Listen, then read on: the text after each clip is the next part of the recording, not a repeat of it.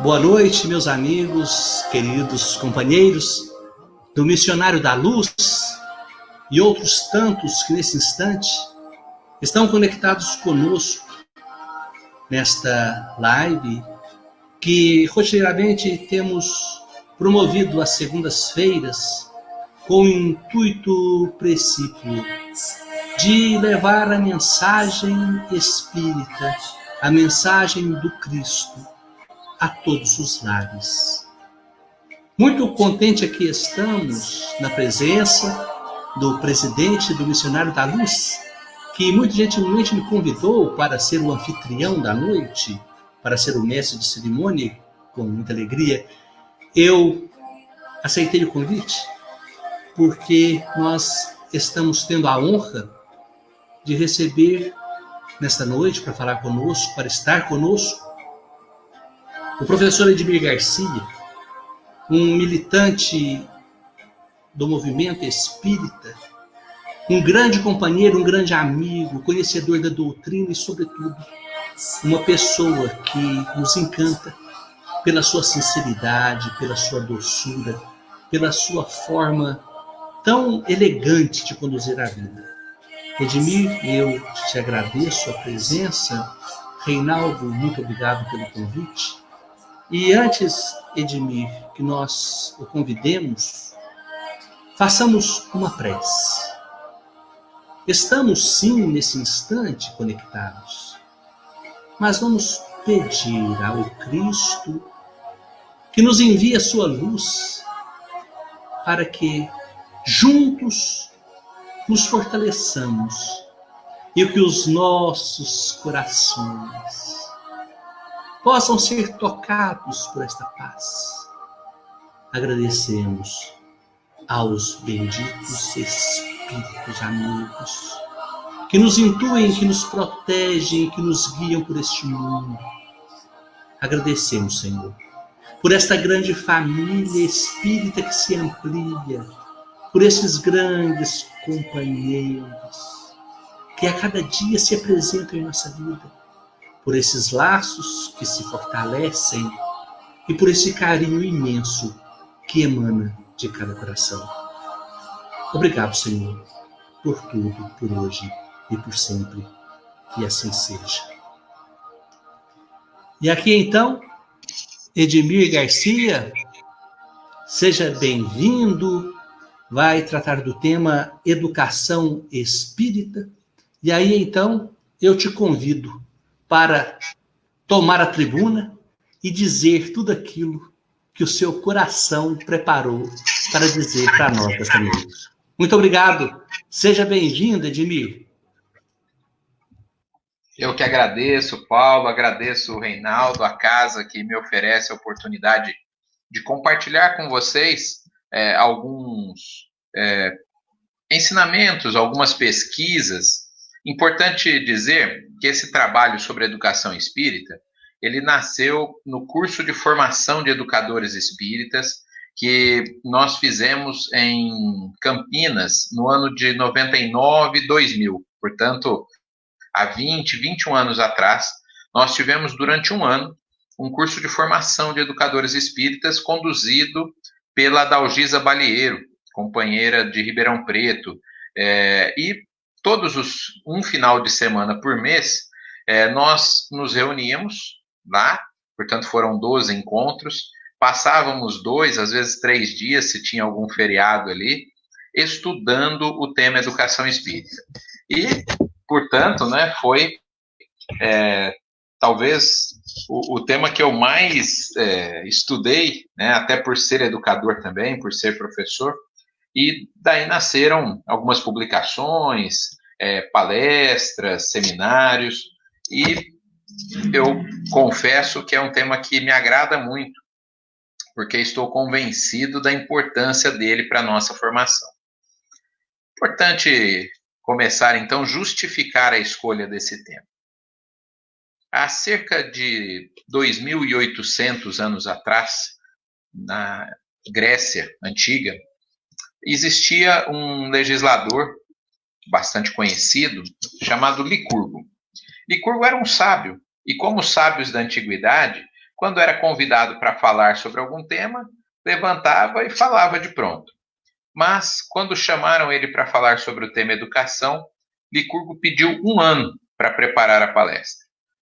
As pessoas estranharam, mas concordaram, e 1 ano depois, as pessoas estavam ansiosas, né, para ver que palestra seria essa que precisou de tanto tempo para ser preparada. E o anfiteatro, aqueles anfiteatros semicirculares, né, que era muito comum na Grécia Antiga, estava lotado. Quando Licurgo chegou, junto com ele vieram ajudantes que carregavam caixas. Essas caixas estavam cobertas por tecido e, portanto, as pessoas não sabiam o que tinham ali. Depois da abertura, Licurgo foi chamado para falar. Ele então subiu à tribuna e fez um gesto, e a primeira caixa foi descoberta e aberta, e de lá saiu correndo uma lebre. Um segundo gesto foi feito, e a segunda caixa também foi aberta, e de lá saiu um cão de caça, que correu atrás da lebre, pegou a lebre na frente do público e estraçalhou. As pessoas ficaram aterrorizadas, porque estavam esperando uma palestra e, de repente, Licurgo tinha propiciado um espetáculo dantesco aos olhos de todos. Ele pediu que o primeiro cão fosse preso, e fez um gesto, e da terceira caixa foi solta uma outra lebre. Ela correu, e o outro gesto foi feito, e da quarta caixa saiu um outro cão, muito parecido com o primeiro. E ele correu atrás da lebre e todos imaginaram que a cena iria se repetir. Mas o segundo cão começou a brincar alegremente com a segunda lebre. Então, Licurgo pediu que os seus ajudantes prendessem os animais e começou a falar para o público.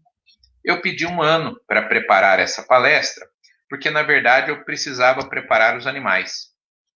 Os 2 cães são irmãos, são da mesma cria, foram alimentados exatamente da mesma forma. Mas a diferença entre o primeiro e o segundo é que o primeiro não recebeu nenhum tipo de educação e o segundo recebeu. Se a educação é capaz de transformar um animal como nós acabamos de ver, imagine o que ela não será capaz de fazer conosco, seres humanos, quando nós entendermos o significado de educação. Dito isso, Licurgo desceu da tribuna e foi embora. E 2.800 anos depois, quando a gente conta essa história, ainda nos arrepiamos, né? Tamanha sabedoria deste sábio legislador grego. Andando um pouco mais na história, temos Jesus. Jesus era chamado pelos seus discípulos, às vezes, de bom, e ele recusava o título e falava que bom era o Pai. Quando alguém tentava atribuir a ele o título de doutor da lei, ele também recusava. Dizia que os doutores da lei eram aqueles que estavam na sinagoga.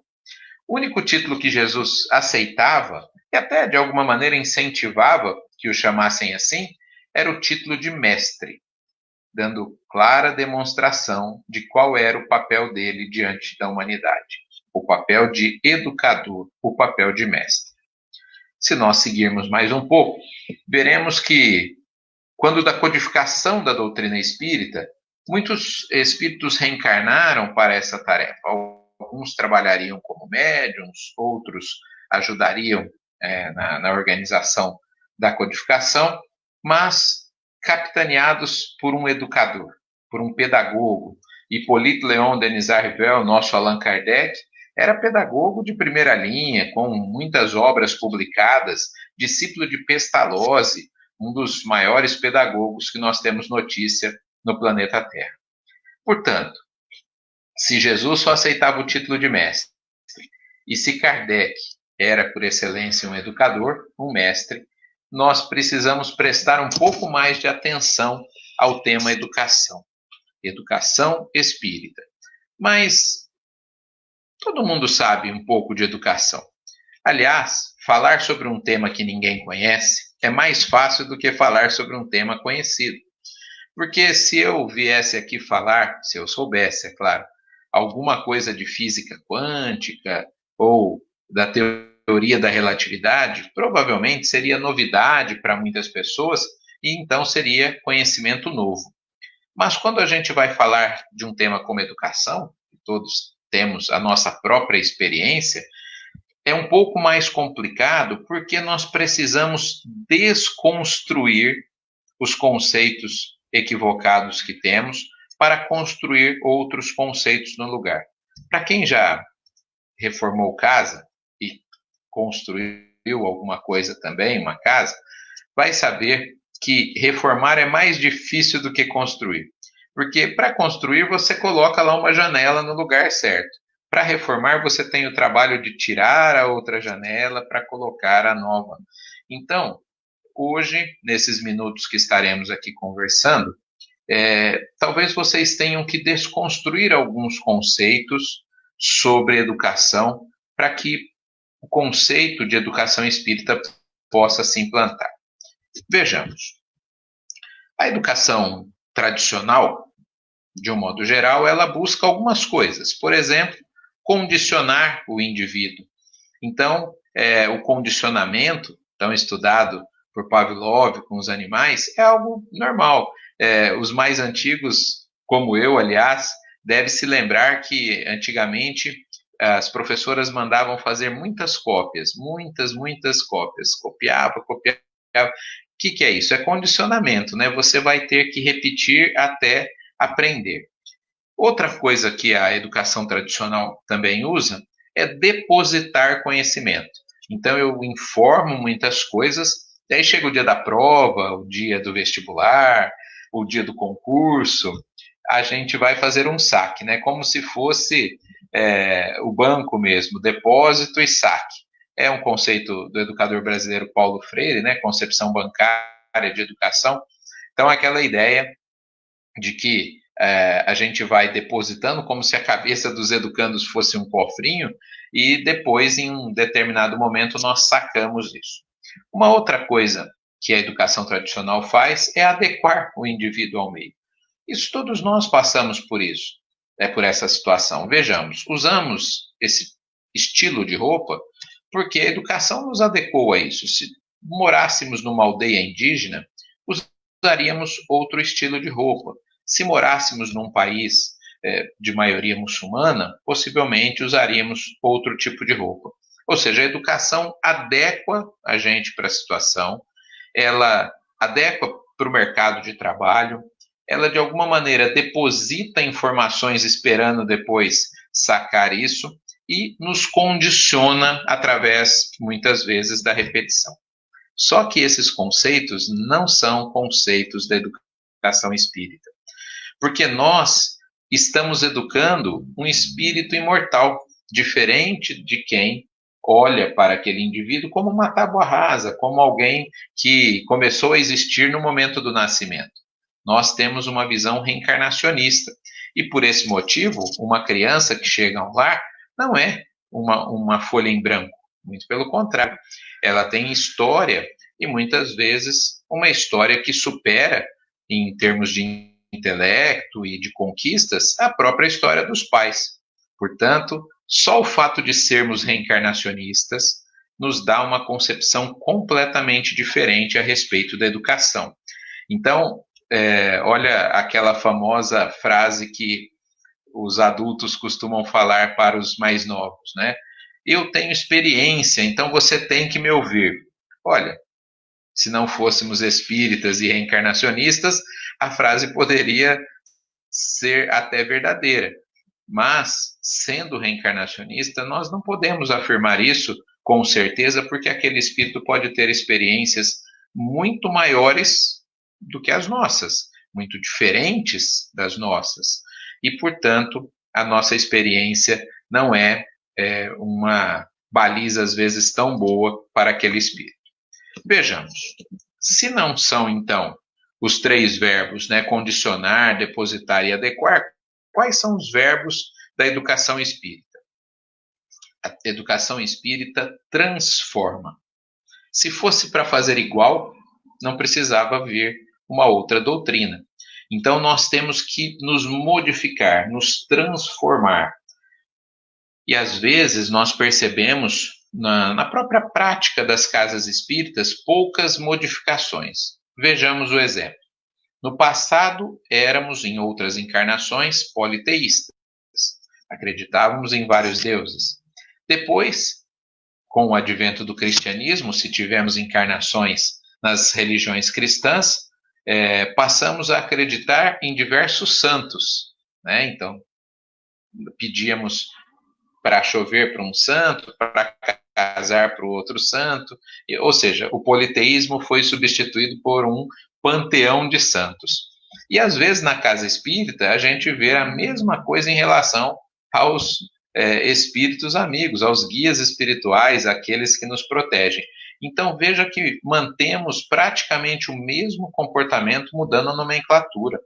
E a educação espírita, ela deve nos transformar, fazer com que nós olhemos para a situação por um prisma bastante diferente.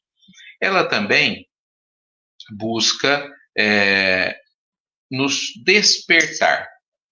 Porque quando somos criados simples e ignorantes, em nós já temos o germe da perfeição. E precisamos, então, despertar, fazer vir de dentro as respostas que já estão em nós implantadas. Afinal de contas, onde está escrita a lei de Deus? Na consciência, resposta textual de O Livro dos Espíritos, não é? Portanto, é dentro de nós que temos que buscar. Ao invés de depositar, nós temos que tirar aquilo que já está implantado em nós. Uma outra característica da educação espírita é conscientizar-nos. Conscientizar do nosso papel em relação a nós mesmos, do nosso papel em relação ao próximo, da nossa relação com o universo, com o Criador. Então devemos ter consciência dessas relações. Muito bem. Seguindo adiante, uma das características da educação espírita é consolar. Afinal de contas, nós espíritas dizemos que o espiritismo é o consolador prometido pelo Cristo. Mas aqui tem uma observação importante. Não é o consolo imediato que muitas vezes buscamos. Então, em época anterior e posterior à pandemia, as pessoas saem de casa, vão à casa espírita para ouvir uma palestra, receber o passe, imaginando que assim alcançarão o consolo prometido pela doutrina. Mas não é assim que deve funcionar. Às vezes nós devemos sair da casa espírita ou ouvir uma live como essa e ficarmos incomodados. Ah, Edmir, mas afinal de contas eu fui para sair melhor. Sim, mas a melhora prometida pela doutrina espírita é no final desse processo. O processo educacional só acontece quando eu fico incomodado. Se vocês se lembram da época escolar, quando vinha uma matéria nova e quanto mais diferente ela era, mais ela nos tirava da zona de conforto, nos deixava incomodados. E é só assim que inicia-se o processo educacional. Quando nós ouvimos aquilo que nós já sabemos, nós simplesmente adequamos, lembra do verbo adequar? Adequamos dentro de nós e não nos transformamos. Então, é para que muitas vezes, não todas, mas muitas vezes, quando vamos à casa espírita para estudar, seja num grupo de estudo, seja numa palestra, ou qualquer outro mecanismo que a casa utilize, nas lives, por exemplo, devemos, algumas vezes pelo menos, ficar incomodados. E desse incômodo, buscar respostas que nos trarão progresso.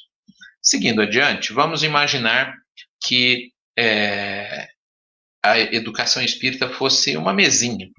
Agora eu vou colocar os pezinhos nessa mesinha, o que sustenta os conceitos, né, que sustentam a educação espírita. O primeiro pezinho dessa mesa é justamente o diálogo. Não há possibilidade de nós educarmos se não for pelo diálogo. Antes disso, eu vou voltar num conceito que eu poderia ter dito no início. Às vezes as pessoas, quando escutam falar de educação, pensam assim: bom, mas eu não sou professor, eu não tenho filhos, pelo menos não na idade para serem educados, nem netos, acho que esse tema não me serve, pelo menos não no momento. E aí está um grande equívoco, porque, de verdade, nós somos responsáveis pela nossa educação. E, claro, vamos falar de como a nossa educação pode contagiar as pessoas que nos cercam. Mas nós não temos que pensar em educar o outro, porque o que adianta eu falar para o outro não mentir se eu minto? O que adianta se não for através, né, como veremos adiante, dos pezinhos que sustentam essa educação? Então, o diálogo. O diálogo parece uma coisa muito simples. A gente fala, a gente dialoga sempre. Mas eu descobri que não tinha dialogado quando eu tinha uns 20 e poucos anos. Estava fazendo um curso na cidade de São Paulo e o palestrante pediu um voluntário. E eu me candidatei, fui ali na frente, e ele então pediu que eu me sentasse numa cadeira, colocou uma cadeira vazia na minha frente, e a plateia toda assistindo, e ele pediu para que eu imaginasse que na cadeira vazia tinha alguém, e que eu vendesse alguma coisa, qualquer coisa.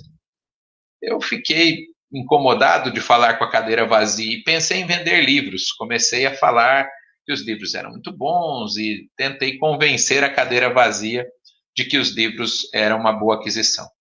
Passado um minuto, para mim tinha passado muito mais, ele pediu que eu me levantasse e sentasse na cadeira vazia. Ele falou: agora você é o comprador que não quer comprar. Pode contra-argumentar.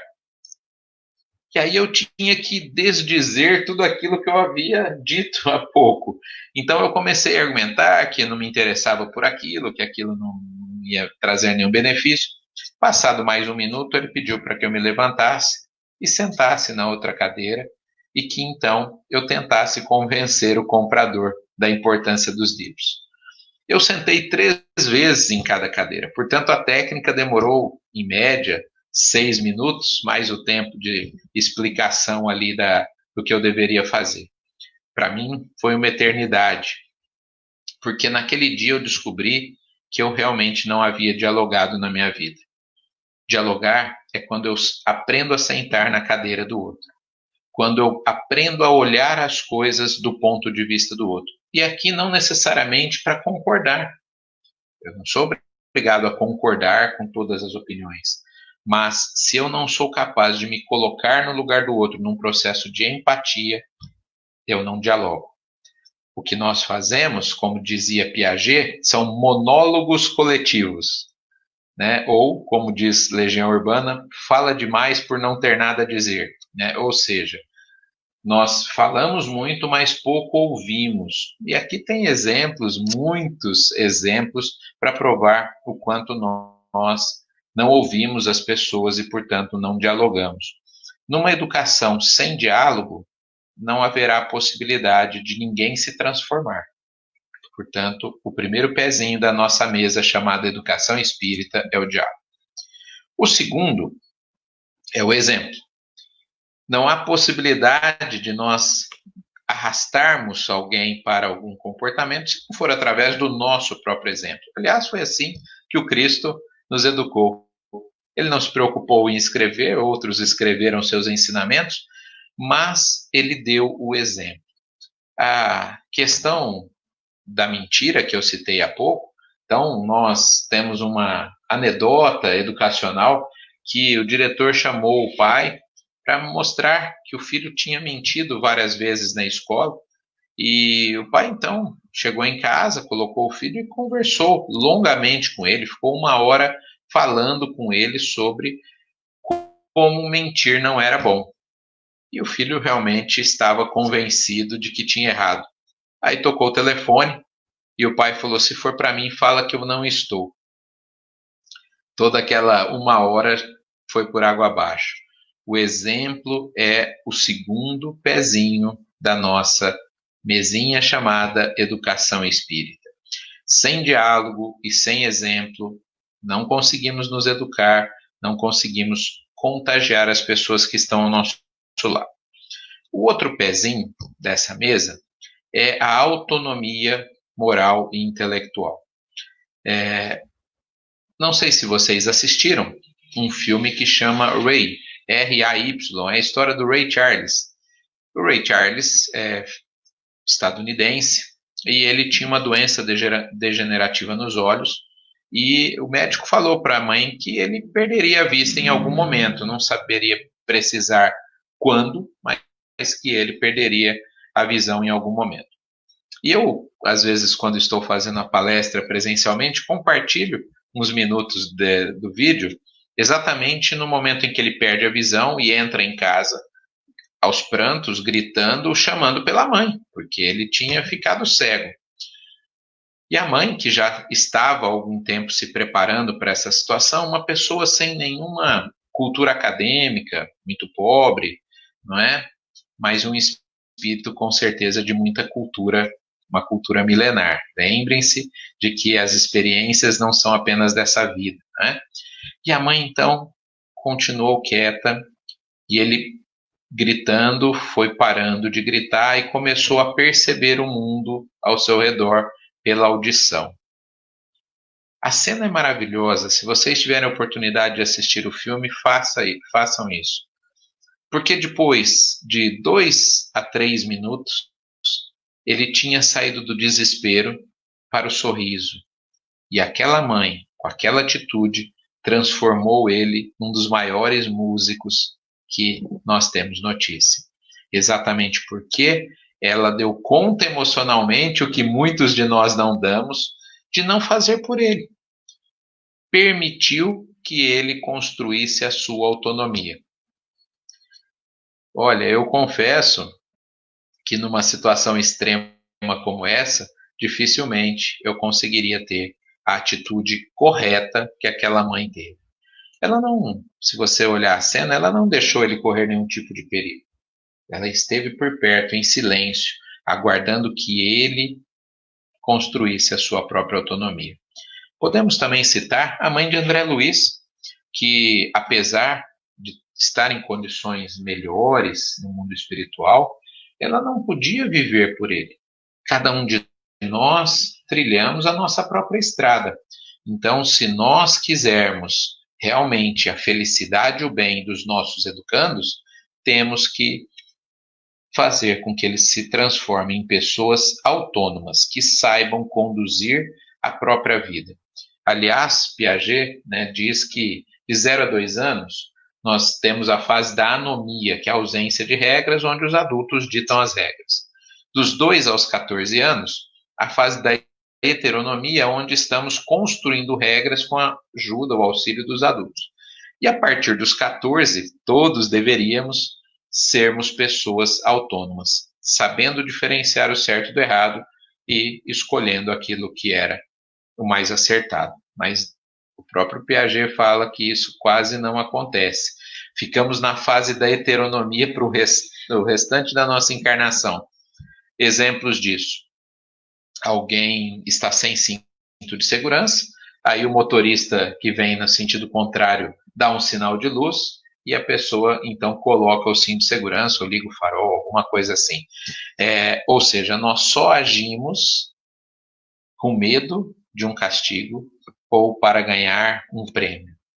Quando a autonomia não pressupõe isso, a autonomia pressupõe agirmos certo porque é certo.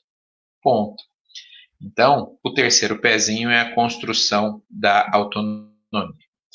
O quarto pezinho é a construção de um homem no sentido ser humano, integral. Na década de 80, um livro ficou muito, na década de 90, um livro ficou muito famoso, porque foi escrito por uma pessoa de Harvard, o Howard Gardner, que é o livro Inteligências Múltiplas. Eu me lembro que comprei assim que o livro foi lançado e estava lendo e pensava, interessante, parece que eu já li isso, mas é uma novidade que está sendo lançada, onde será que eu já li sobre isso? Depois, preparando aulas, palestras espíritas, eu me lembrei. Eu tinha lido isso uma década antes em um livro da Joana de Ângeles, ditado para Divaldo Pereira Franco. O livro se chama O Homem Integral, onde Joana já fala, uma década antes, de que nós devemos nos desenvolver em todas as nossas potencialidades, as diversas inteligências, que o Gardner classificou 7, depois uma pesquisadora brasileira classificou uma 8ª, e existem pesquisas de mais de uma dezena de outras inteligências, né? As inteligências classificadas mais aceitas pela comunidade científica é a linguística, lógico-matemática, a espacial, pictórica, musical, interpessoal e intrapessoal. Ou seja, nós às vezes já demos passos melhores na inteligência musical, mas nos falta interpessoal, ou fomos bem na lógico-matemática, mas estamos ainda aquém na inteligência linguística. Então, a educação espírita visa nos desenvolver em todas as nossas potencialidades. Quando estamos no mundo espiritual e vamos planejar uma nova encarnação, nós sabemos disso. Sabemos que naquele item a gente já caminhou, mas nós precisamos caminhar no outro. E às vezes pedimos dificuldades para não ir novamente por aquele caminho que a gente já foi algumas vezes, já aprendeu.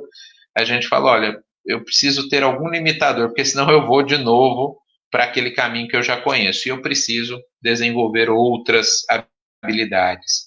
Portanto, né, dos pezinhos aí que nós colocamos nessa mesa, nós temos o diálogo, o exemplo, a autonomia e a construção do homem integral. Vejamos, esses princípios da educação espírita é o que a diferencia e, ao mesmo tempo, aqui a torna condizente com os preceitos da doutrina. Porque eu não posso me dizer espírita e fazer uma educação como se eu tivesse ali recebendo um ser que acabou de ser criado. Eu estou negando o princípio da reencarnação. Eu estou negando o princípio de que aquele indivíduo já tem uma bagagem ampla a ser considerada. Bom, uma outra característica importante da educação espírita, e essa mesinha então vai ter agora o seu 5º pezinho, é fazer com que o ensino-aprendizado seja significativo. O que é ser significativo? A definição de Deus, na resposta à pergunta número 1 do Livro dos Espíritos, é belíssima. É uma definição filosófica, né, dizendo que Deus é causa primária de todas as coisas, inteligência suprema do universo. Eu não encontrei nenhuma definição mais bonita e tão concisa. Agora imagine vocês, se tem evangelizadores, evangelizadoras nos ouvindo, imagine vocês essa definição dada por uma criança de 5 anos. O que é inteligência suprema para uma criança de 5 anos? O que é causa primária? O próprio conceito de universo, que nós vamos começar a ter abstração a partir dos 12 anos. Antes é tudo muito concreto. É comum crianças de 5, 6 anos perguntar se não dá para construir uma ponte da Terra até na Lua, né? Na cabeça deles as coisas são ainda muito concretas. Então, uma definição abstrata, filosófica, por melhor que ela seja, ela não vai encontrar caixinhas para serem guardadas essas informações naquele indivíduo. Então, quando a gente está dando curso para formação de evangelizadores nas casas espíritas, as pessoas falam assim, Edmir, mas e como faz? Não dá perguntas sobre Deus, não é? Não dá os conceitos doutrinários? Não, claro que sim. Mas a forma é que tem que ser significativa. Vejamos. Você está ali conduzindo um grupo de 10 crianças na faixa dos 5, 6 anos. E você tem que falar de Deus. É a evangelização da casa espírita.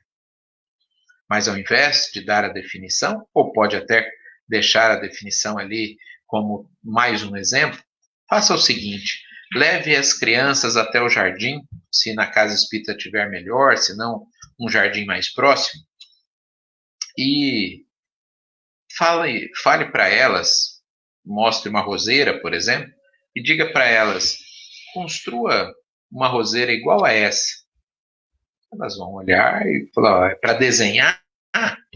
Fala: não, para fazer uma igual aqui do lado. Não, mas não dá para fazer igual. Ah, tudo bem, criançada, pode fazer em dupla então. Elas vão continuar olhando para o evangelizador e falar: não dá para fazer. Se for como é na casa espírita que nós coordenamos, os pais ficam no salão enquanto as crianças estão na evangelização, e aí então você poderia propor: olha, chame os pais então no salão para que eles ajudem. E ainda assim, uma das crianças com certeza diria: não, mas não vai dar, mesmo com os pais ajudando. E aí então pergunte: por que não vai dar? E eu tenho certeza que alguma das crianças, se não todas, dirão: porque fazer uma roseira assim só Deus. Pronto, aula dada. Porque aí nós tiramos de dentro da criança. Ela nos disse que Deus existe, que ela vê Deus naquela roseira. E nesse momento da educação é muito mais significativo esse tipo de ensinamento do que um conceito filosófico que nenhum sentido terá.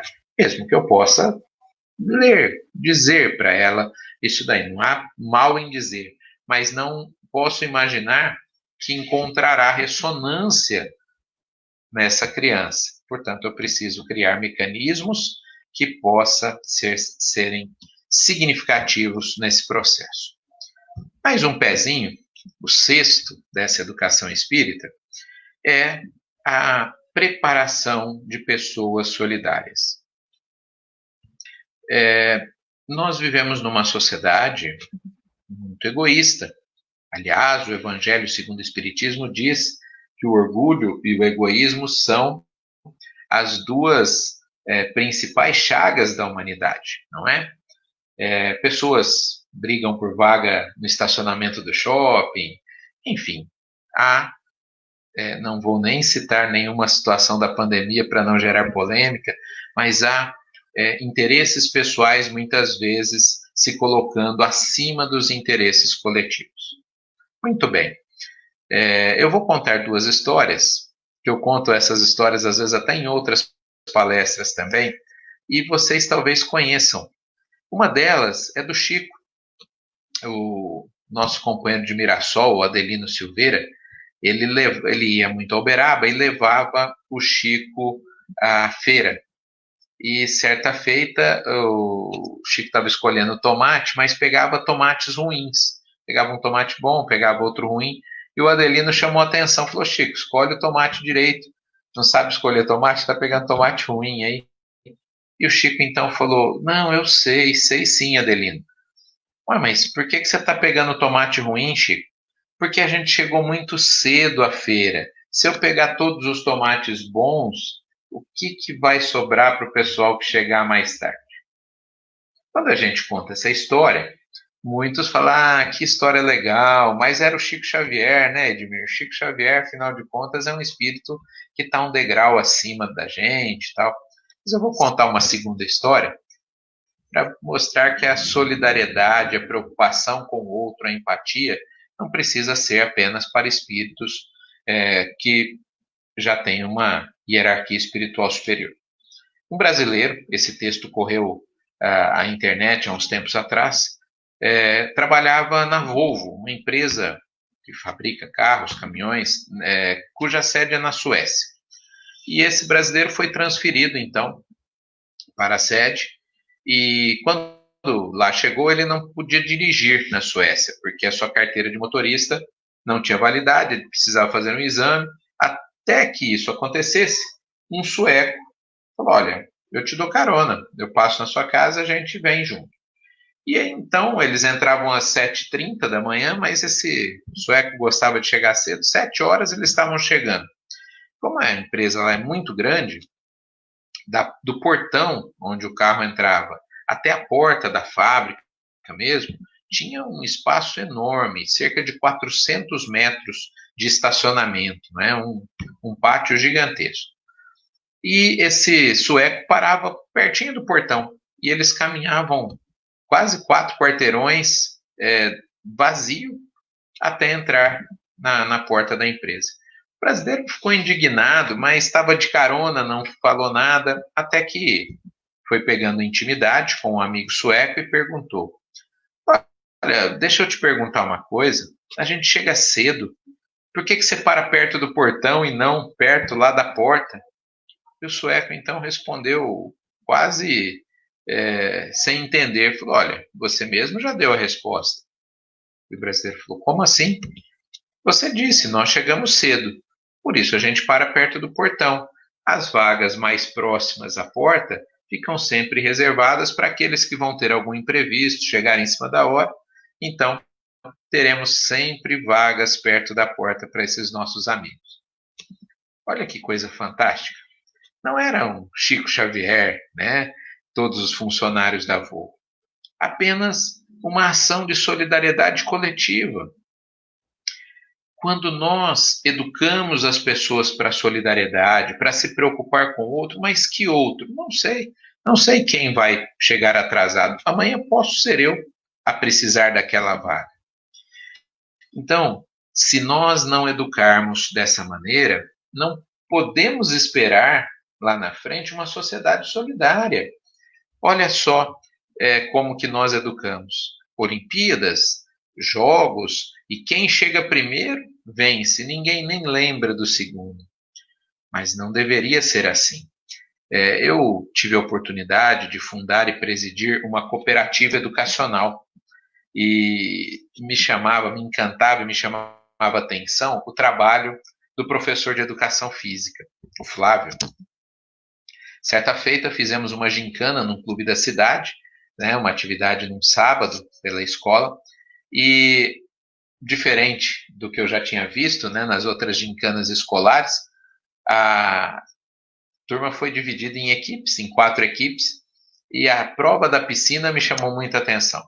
Tinham pessoas das 4 equipes de um lado e ganharia a prova quem ajudasse todos da equipe chegar do outro lado. Ou seja, não bastava ter alguém habilidoso em natação. Tinha que ter uma criatividade para fazer com que todos atravessassem, inclusive os que nem sabiam nadar. E então, aqueles que fossem mais solidários, que usassem a sua criatividade para ajudar as pessoas, essa equipe é que conseguiria os pontos ali.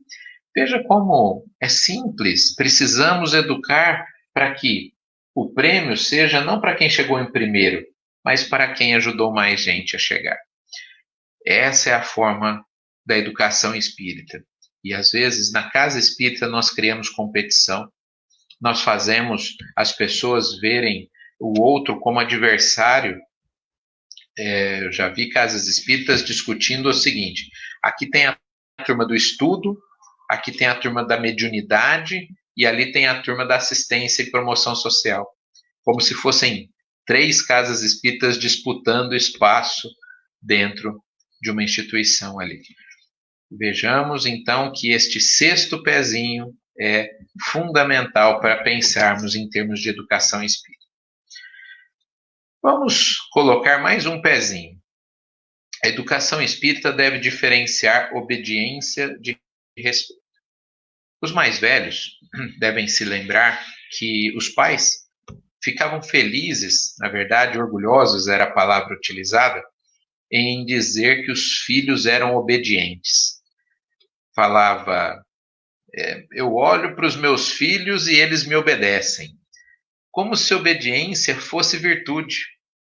E aqui, lembra lá no início que eu falei que nós precisaríamos desconstruir algumas coisas? Algumas até já talvez tenham sido. Aqui vai mais uma desconstrução. Obediência não é virtude. Obediência não só não é virtude, como ela é contrária à doutrina espírita. Como assim, Edmir?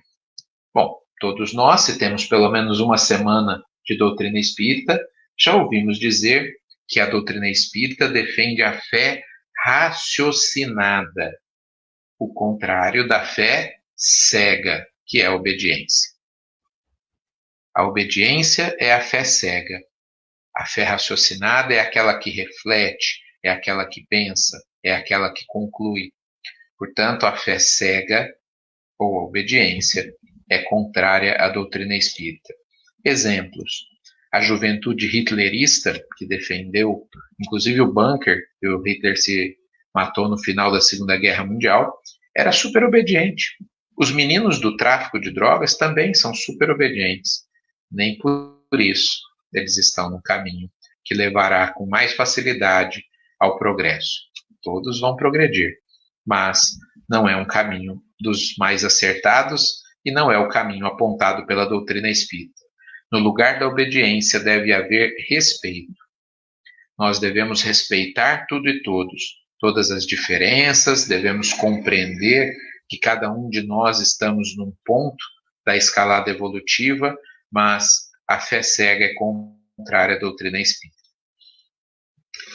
Vamos pensar, então, no 8º pezinho, né, dessa mesa, que é a diferenciação entre erro, negligência e maldade. Muitas vezes punimos as nossas crianças, os nossos educandos, ou nos punimos, porque lembra que a educação, antes de mais nada, é para nós, por errarmos. Tentamos falar em público, não foi lá muito boa a experiência, paramos. Tentamos fazer alguma outra coisa, não nos demos tão bem, paramos. Nós temos medo do erro, mas se nós lermos a doutrina espírita, descobriremos que todos fomos criados simples e ignorantes, e que é impossível nós passarmos por todo o nosso processo evolutivo sem passarmos pela feira da ignorância, já que fomos criados assim. E a ignorância gera erros. Portanto, erros não devem ser punidos. Agora, negligência, ou seja, aquele erro que eu cometo, mas que eu sabia que se eu fizesse podia dar errado, aí eu já preciso ter uma forma de encarar a negligência de uma maneira um pouco diferente. E a maldade, quando eu faço deliberadamente, aí eu preciso conter a maldade. Amar a pessoa que cometeu o erro, mas conter para que ela não prejudique mais as outras pessoas. Por isso, em Lei de Sociedade, no Livro dos Espíritos, nós sabemos que precisamos de leis ainda na nossa sociedade para conter os nossos inúmeros desvios de comportamento. Mas, se a maldade deve ser contida, se a negligência deve ser, de alguma maneira, cerceada, o erro deve ser apenas orientado. E muitas vezes nós punimos o erro, fazemos com que nós ou outras pessoas paremos de tentar e assim nós atrasamos o nosso processo evolutivo. Eu gostaria só de jogar uma pergunta para que vocês pensem. Será que algum invento, o computador, a internet, qualquer um, será que foi de primeira? Ou será que tivemos milhares de erros até que chegássemos a esse modelo que temos?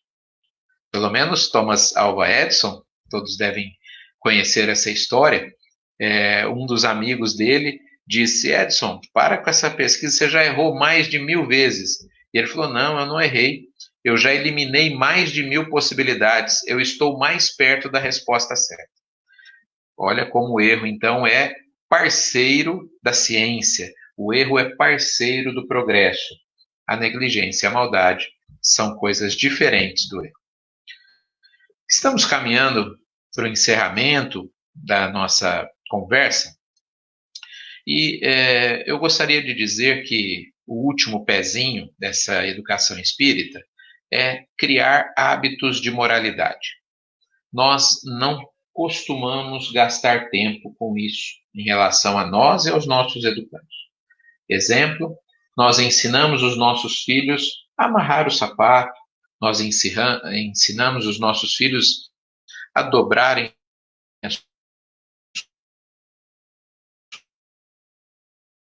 suas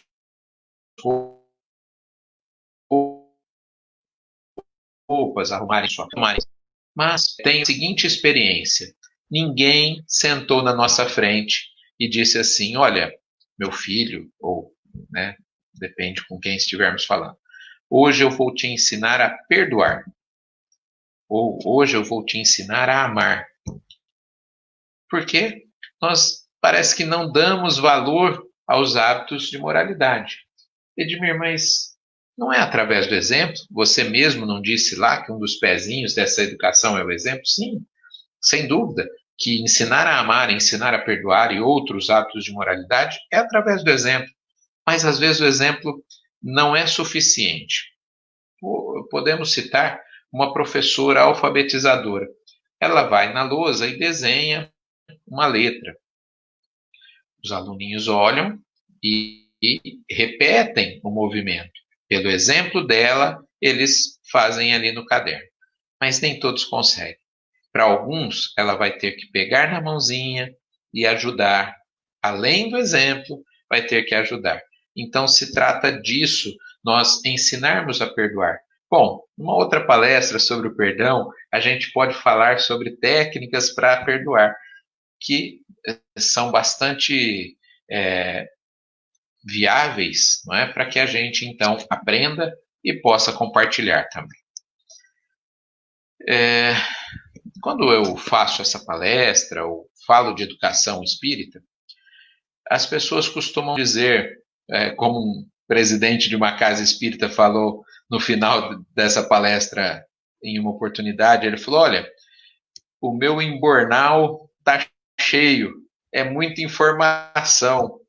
E as pessoas então iam e até por e-mail, mensagens, me perguntavam quais são mesmo os 8 pontos. Agora eu não sei se eu estou me educando adequadamente ou não. Foram tantas informações que eu não sei se eu estou no caminho certo. Então, eu criei uma página final aqui para facilitar isso. E fica aqui como tarefa de casa. São 3 itens. Se você estiver nesses 3 itens se saindo bem, significa que você está num processo de autoaprendizagem. Se você não estiver indo tão bem assim, talvez precise refletir sobre como está indo esse processo de autoeducação. Esses 3 itens, não é que eles resumem tudo, mas eles são indicadores de que a gente está fazendo de maneira adequada esses itens citados como pezinhos dessa mesa educação. Primeiro, se eu quero saber se aquele espírito, vamos pensar em nós, mas podemos pensar nos nossos educandos, está no caminho certo de autoeducação, de autoiluminação, primeira característica, tem grande capacidade de adaptação. Olha só.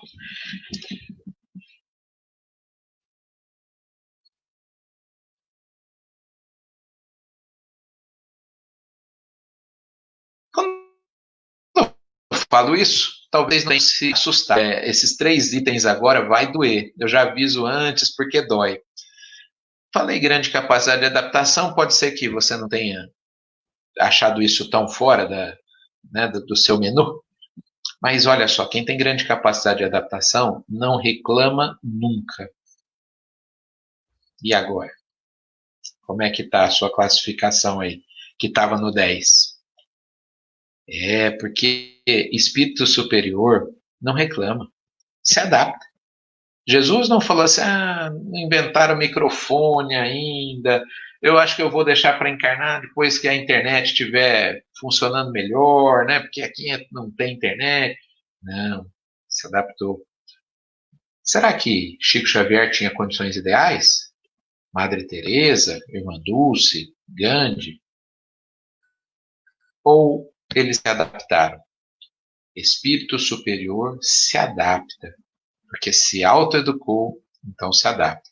Então, primeira característica, se eu quero saber se eu estou no caminho certo, eu preciso saber se eu estou me adaptando cada vez melhor às situações que se apresentam.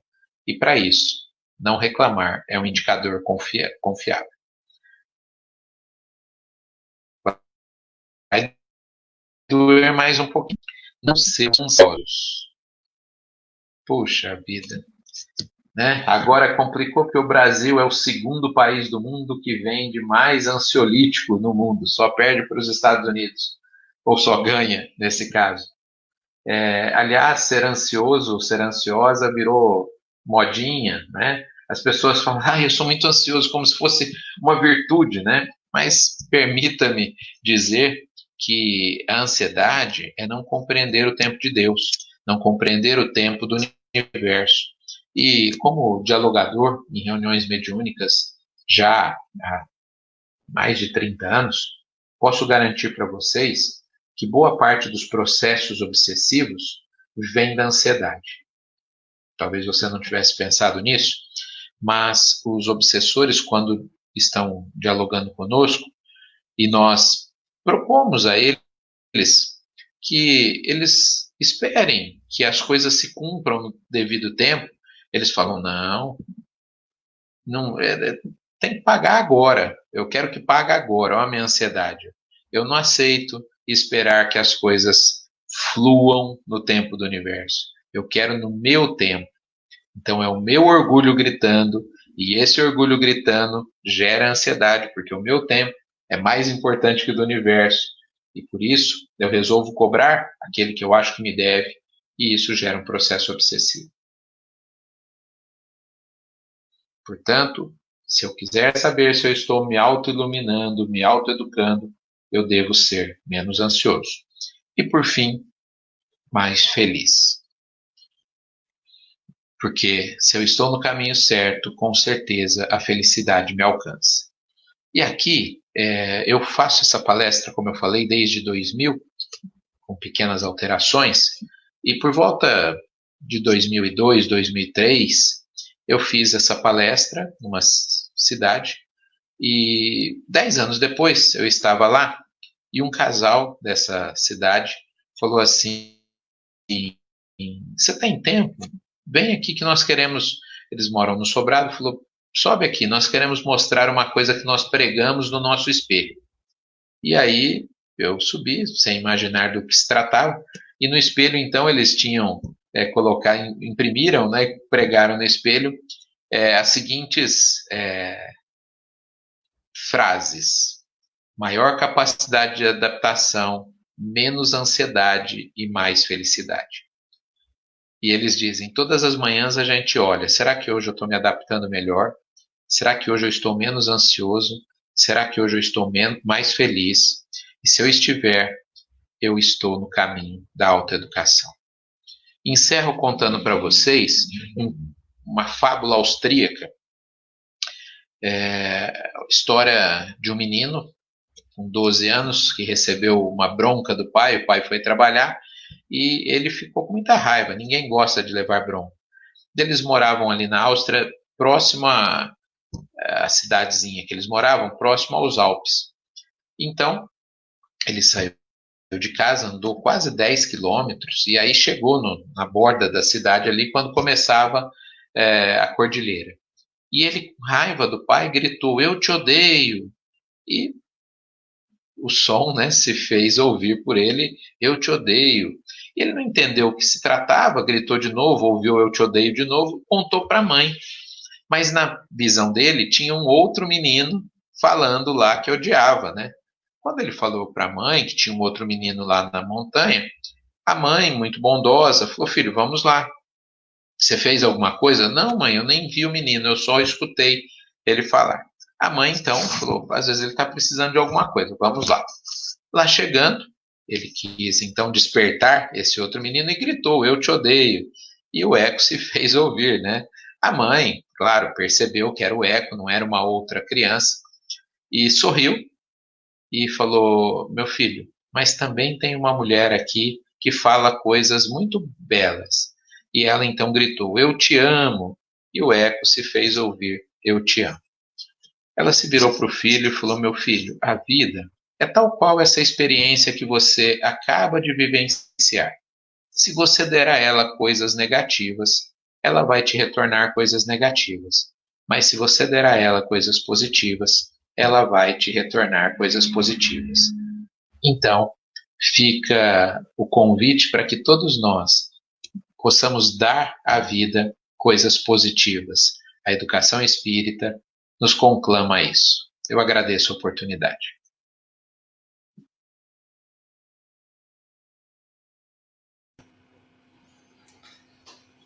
Meu amigo Edmir Garcia, qualquer palavra aqui agora seria redundância e eu não me atreverei a fazer comentário nenhum a respeito das suas explanações. Apenas vou te agradecer em nome do Missionário da Luz. Apenas isso. Nem parabéns eu vou te dar. Apenas agradecer. E vou convidar a todos que nesse instante estão sintonizados conosco, para que mantenhamos aqui um pouco de silêncio e, em honra e homenagem ao menino que descobriu, na voz amorosa da mãe, um eco de vida, eu quero deixar uma canção suave, de Johann Strauss, um austríaco, que talvez, e assim a minha imaginação me leva a acreditar, tenha vivido emoções semelhantes a esta. Que fiquemos pelo menos um minuto em silêncio ouvindo, e a voz do amor da mãe, que nos grita eu te amo, tocará os nossos corações. Muito obrigado. Obrigado, Reinaldo Barganha. Obrigado, amigos, queridos irmãos de Pirassununga. E que a valsa nos eleve.